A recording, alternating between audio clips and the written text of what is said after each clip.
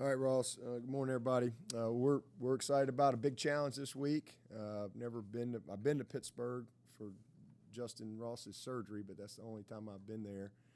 So excited about going to the stadium. Kind of cool to see the Steelers on TV the other night. Was that Sunday night or last night? I can't remember. Sunday night. Had it on in the office there, but it was kind of cool to see, the stadium that you're going to be playing in. Looking forward to a great environment. This is a really good football team. We're getting ready to play. They're playing with a ton of confidence. This quarterback is special. He's a sixth-year player. The game is very slow to him, very slow. He knows where everybody is. He's the game. We call it the game within the game. He's a master of the game within the game. Really understands all the nuances of their offense. And, again, 6 years of being well coached will do that when you're talented. And he's super talented, very accurate. He's got one interception. He's the highest rated guy in the country. Just doing a great job. Got excellent receivers. Really, this is the best group we've seen. Three is a great football player. He's, had, several 100-plus yard games. Their tight end is one of the top 5 guys production-wise out there. Very experienced offensive line, and a bunch of seniors and juniors in that offensive line. So a lot of experience there. This is the fastest tempo group that we've seen. And, we got to do a great job, man. We got to do a great job of lining up and managing the game, especially at linebacker. They're going to challenge you, They put the ball in this kid's hands, and he knows what to do with it. They do a good job mixing in the run as well. But it's the best offense we've seen for sure, and the best player that I think we've seen. So a lot of big challenges across the board from a defensive standpoint and getting ready for these guys.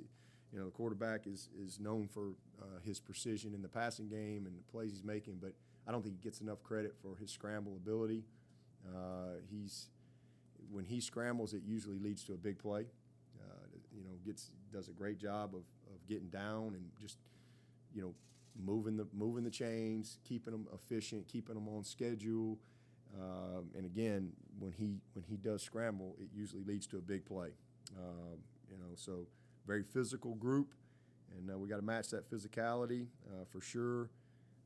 So again, top 10 offense in 3 or 4 categories, and going to be a huge challenge for us, but something we're excited about. And then defensively, same thing. Got a bunch of guys back. They lost the 2 ends from last year, but the 2 guys in there, they played a lot, played a ton of experience. They're really good players across the board, 5'8", 10, and 87, and 8 is one of the more disruptive players that we've seen on tape. He is a really, really good football player. Played a lot as a freshman last year, but he's a guy that really knows how to play the game, and it's impressive when you watch him on tape. But the biggest thing with them is they're an aggressive group. They're going to force the issue. They don't give you any opportunity to figure things out. They're not a group that's going to sit around and wait on anything to happen. They're going to challenge you, and they're a 4-3, 4 press man type of team, and we'll mix it up on some third down stuff, but they're very aggressive and confident in what they do. Very experienced in the secondary.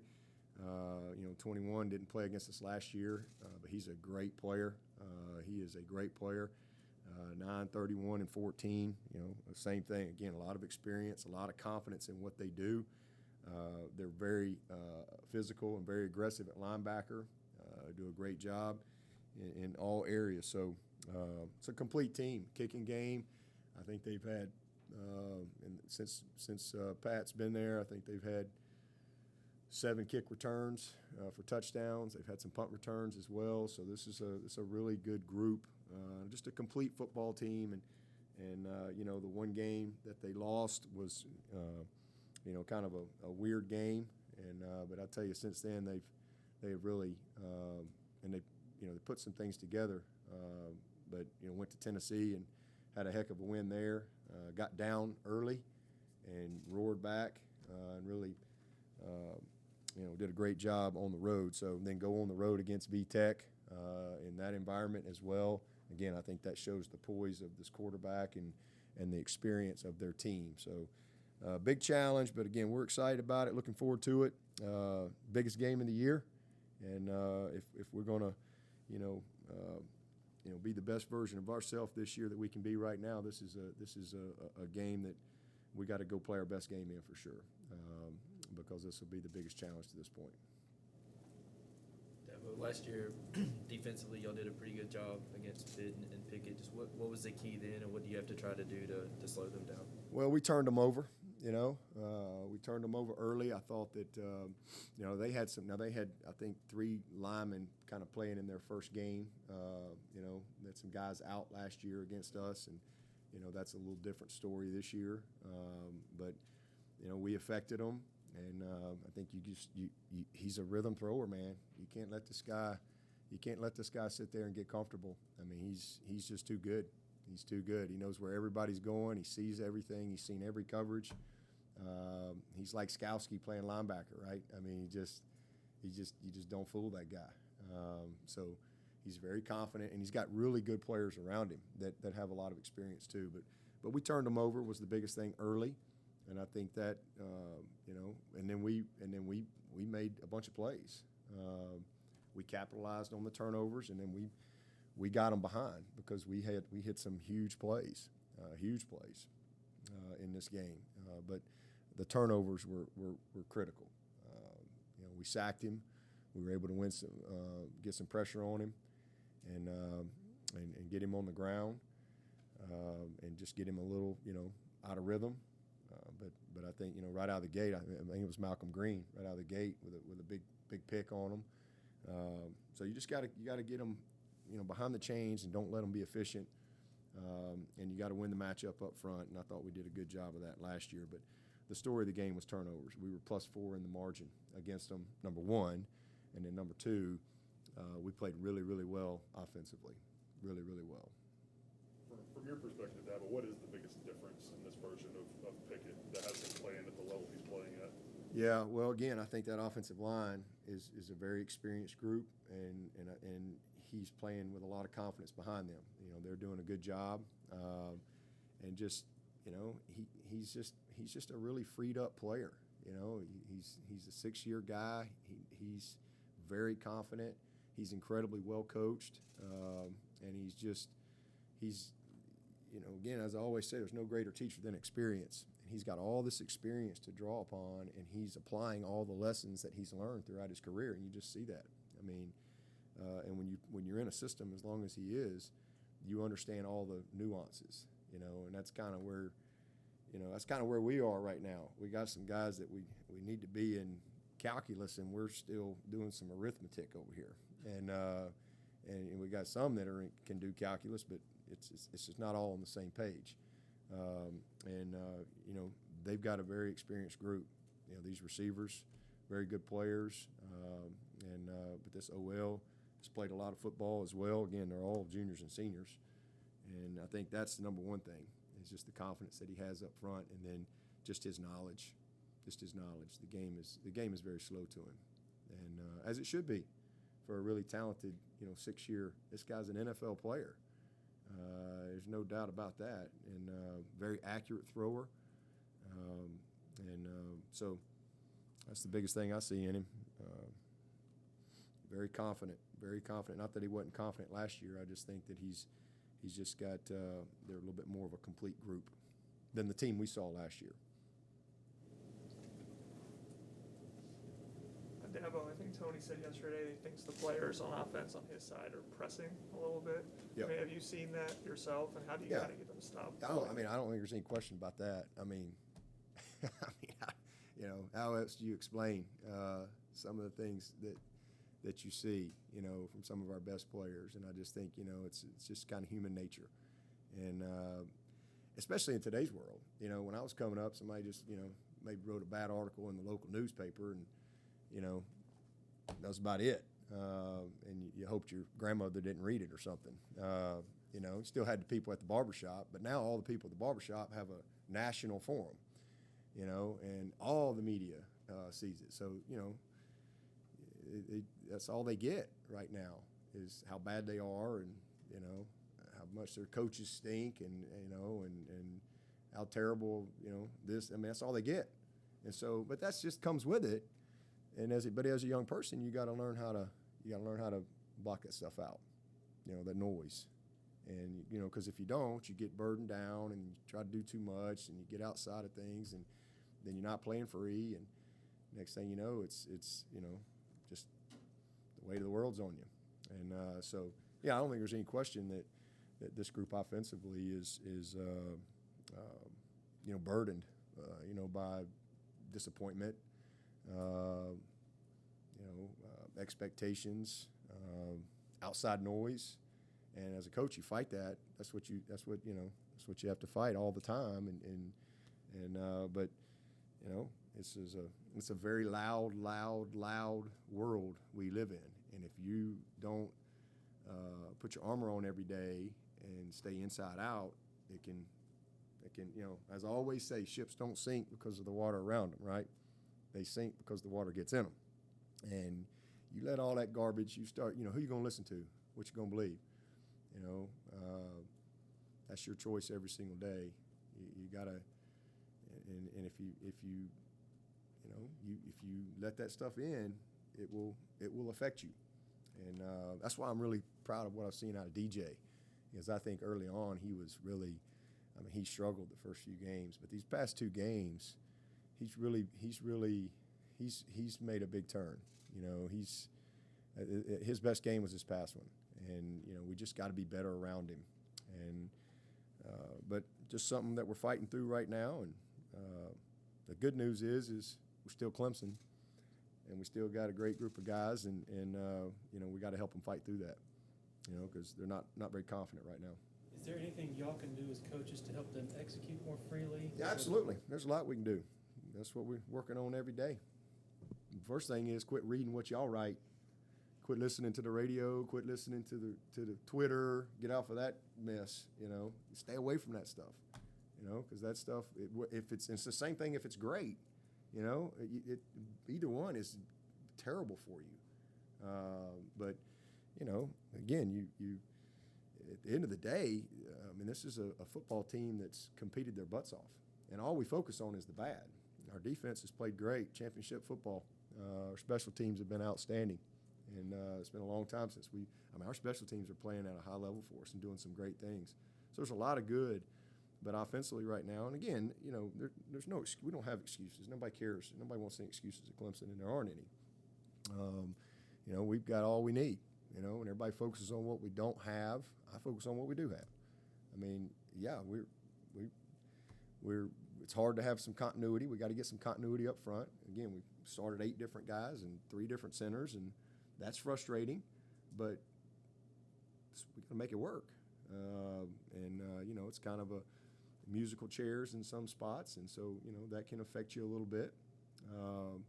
But, you know, we got what we got, and we got all we need. We just got to go and make a few of the plays that are there. And again, the plays are there. It's not like, you know, plays aren't there.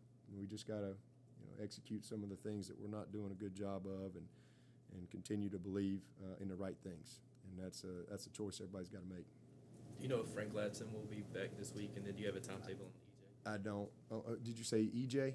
EJ, I'm not sure on Frank. You know, I'd say he's day to day. And EJ looks good. He responded well to the scope. And again, we didn't even know that was going to happen. And we finally just made a decision. I guess it was, I don't know if it was Wednesday or maybe it was Tuesday afternoon. I can't remember when we did it. We just said, you know what, we just have to scope him because he wasn't getting any better. So the good news is there was no ligament damage or anything like that. It was a good cleanup. So he's responding well. They think he's on a fast track, but I don't know. I don't know if it's a week or 2 weeks or what. And that was his ankle. It was his knee. I'm sorry, his knee. Yeah, it was his knee. With Tony having indicated that Will Shipley will be back in practice this week, and I know you're optimistic in him coming back, but do you hope by Thursday to have a pretty good idea about this week for him? Yeah, I hope so. We better. We better. Is that reasonable, though, in other words, that maybe For this week, I don't know. I don't know. He got back last night moving around, as far as not being in yellow. So we'll see. We'll see where he is. I don't know. We got to go. We got to full pads today and shells tomorrow, but definitely by Thursday we'll have a little bit more of an idea of what he can do. But too early to say on that right now. And then also on the center situation, I know the depth chart lists what it lists, but Yeah, I'm proud of Trotter. And again, I know everybody just thinks about the snap for 20 yards, that's a problem. But man, that kid played well. He's not played all year. He literally just got a club off his hand, and he finds out at breakfast, eating his grits, Trotter, you're starting today, big guy. He's been practicing, and he really played well. So again, 3 different centers in 6 games, and last year we didn't have hardly any depth in the OL. Our depth was very young. They were freshman type guys, but we had great continuity. All 5 of those guys started every game. Now, which was a little bit of a double-edged sword because I thought they played too many snaps and we wore down a little bit as the season went. This year, we come in with a whole lot more depth, but we can't get any continuity because of injuries and so forth. I think last week there were 14 scholarship guys out, and we got 4 linemen out, and guys that would really have helped us. But and then you got COVID, you got all these things, and so it's been kind of a musical chairs, and that's not a position that you want to have a lot of musical chairs. That's a position where you need some continuity,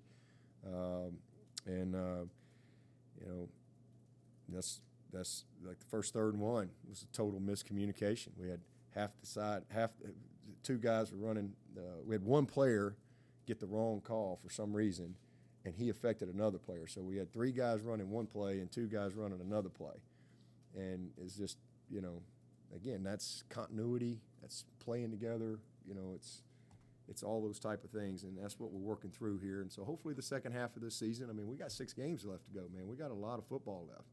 And, as I always say, man, nothing less important than score at halftime. We got a lot of ball left, and hopefully we can, the BC game, we really got excited because we really saw that continuity for the real first time this year and really settled in, and communication was great, really played well.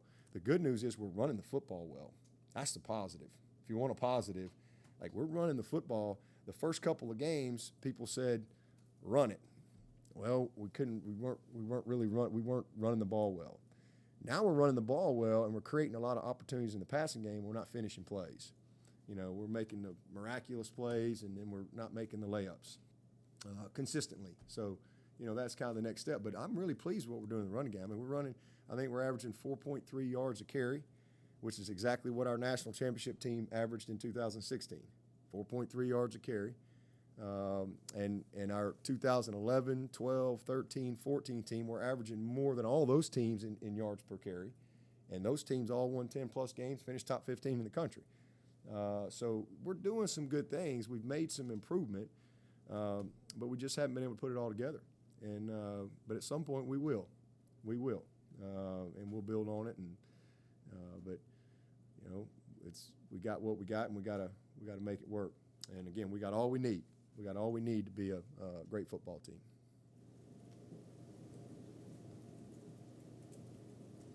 Does Whipple?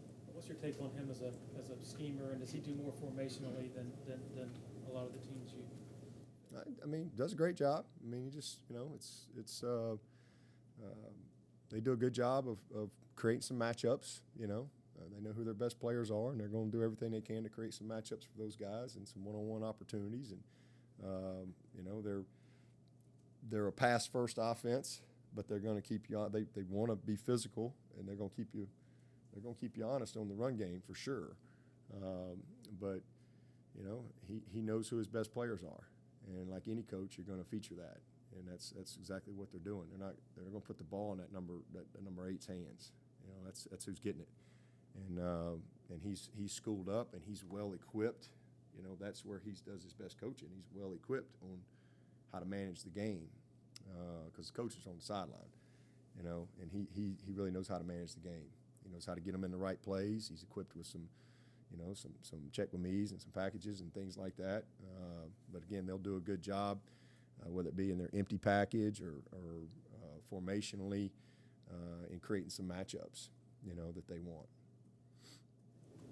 Can you share anything about Joseph Charleston's decision to transfer? Yeah, I just came to me last week and said that he just feels like he wants to get a fresh start somewhere, and again. It's always disappointing, but I'm just kind of numb to it, now. I mean, that's just 2021. I mean, that's probably going to be news every week. Eventually, y'all going to quit reporting it. It's just going to be like oh, and by the way, because that's the world we've created. It's the world we're living in now. But I love Joseph. I mean, I think he's a really good player, like a really good player. He's had a lot of unfortunate, issues and situations, and he's had injuries. He missed a lot of camp this fall. He's battled a hamstring, and he's had a lot of things. And then other guys have taken advantage of opportunities, and he just felt like that. Again, you'd like to see him finish and see what happens, but again, that's everybody's got to make their own decisions, and that's the world we're in today. So he wants to take this time and figure out what he wants to do, because he wants to go somewhere in January. He's a great kid, love his mom and dad. I mean, just super people, and thankful. Had a couple years with him, and hopefully we helped him, but just have to wish him well. Do you have enough data on the one-year waiver now being in place that's getting in the kids' heads more? If any conversations with other head coaches maybe come up before the game when you're chatting about, in terms of trying to retain your roster? I mean, has this one-year waiver even made the ball roll faster down there? 1 year waiver. The being able to go play. I don't think that's a 1 year waiver. I think that's for the rest of life. That's for forever. In other words, you can go play right away. Right away. Yeah. That's a. You mean like waiver of the ineligible sit out? Yeah. I thought you meant. You can go transfer. Yeah. right away. Yeah. Do you think that's even sped up? I thought you said like a 1 year waiver for us legislatively. But yeah. Oh yeah. There's no doubt, no question about that. I mean, that's the world we've created and the world we've lived in, and it's going to be every school is going to deal with that. Every single school out there will deal with it a lot. And in some cases, I think there's a right time for that stuff, but I think that it's not always the best thing, and we've again, that's what's been created, and we gotta make it work. You talked on Sunday about a Joe's missed block on that Davis Allen screen. You talked a lot in fall camp about how he was one of the most improved guys. I mean, is the details in terms of like a situation like that, blocking, things like that, what's held him back? It's not much of a detail. You block the guy in front of you. It's very simple. Not much of a detail in that. Just do your job. And he did some good things, but it just you just can't even explain that. Can't even explain it. Just every single play you have a job to do. There is no off play. And again, he's not a complete player. He's gonna be a great one. But it's just, there are no off plays, and you got a job to do every single play. You're either blocking somebody, getting your hands on somebody, running a route, full speed. There's no in between. And just frustrating, situation there. But again, that's just one play. We got 25 plays just like that. That's our biggest problem offensively, is getting 11 guys consistently doing their job. And so ultimately, player performance is all on coaches. So it's all on me. There's no at all. That's just the way it is. I'm responsible for what you see, and so nobody more frustrated than myself. With some of the drops and with the blocking stuff that you mentioned, have you spent any more extra time with the receivers this week? Kind of being more hands-on? I spend time with everybody, defensively, offensively. I spend time with everybody on this roster, but it's not just the receivers. It's everywhere. It's just a funk. It's just a stink, and we got to get rid of it. Lingering in the car, and we got to get rid of it. It's like Seinfeld. Y'all remember that Seinfeld show where the stink was in the car and you couldn't get rid? I don't remember which one. It just pops in my head right here. That's what we got. Oh my Lord, man! But we're gonna get there.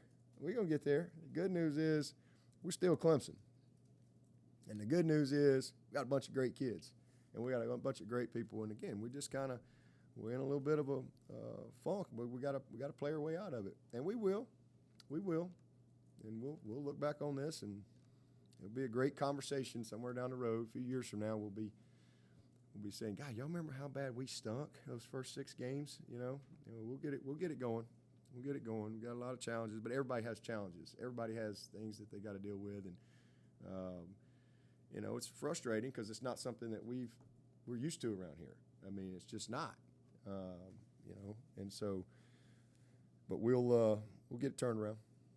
Tony said that yesterday that this offense doesn't have the leadership of some of its predecessors. Who are some of the guys you're looking to sort of elevate that presence as leadership? Everybody on the field is a leader to me. I ain't looking to everybody. You're on that field, you're a leader, and we need everybody to just take ownership of what they can do to help us get better. And you be a leader by being detailed. You be a leader by knowing and doing your job, full speed. Be a leader by making the plays that are there. So everybody's a leader. It's not on any one person. It's on all of us. At the time, Brent and Tyler couldn't celebrate the interception, but could you, after the fact, as a dad, especially kind of appreciate that a father-son moment that's pretty cool that doesn't necessarily take place? Yeah. Oh, that was great, man. It was a huge play. It was a huge play, and Tyler's really had a good year for us. I mean, he's a smart kid. We can do a lot with him. He's kind of our putty guy. He can play a lot of different positions, and there's a whole lot more. He's just a redshirt freshman. We didn't even count last year, so this kid's got a lot. He's got a lot in front of him. He can run. He's physical. Sometimes a little too physical. A big penalty there, 3rd and 12, but. You love his tenacity, and he's got excellent ball skills. He played quarterback in high school, so he knows the game and just, understands things on the back end, kind of like a quarterback. And proud of him. That was a huge. That was one of the things we talked about in the game was red zone defense, and that was a huge play in that game. And then we went on and went and scored. We got points off of that. So 2 weeks in a row we've gotten points off of turnovers, and that'll be a key in this game. Continuing, that's another positive. We've won the margin 2 weeks in a row, and that's we can continue to, win the margin, continue to play well in special teams, continue to play well on defense. We'll get it put all together, and we'll like the result when it happens. Have you had a chance to talk to Brent about that kind of proud moment, though? Just no, not really. Just, we celebrated on the sideline and talked about it when we watched the tape and, all that, but that's about it. Dabo, one of the national writers used your name in connection with LSU, saying that the AD there wants to swing big and is likely to... I'm going to tell him to call you, and you be the middleman, okay? I'm telling him to call philkornblute.com. We'll go from there. How about that?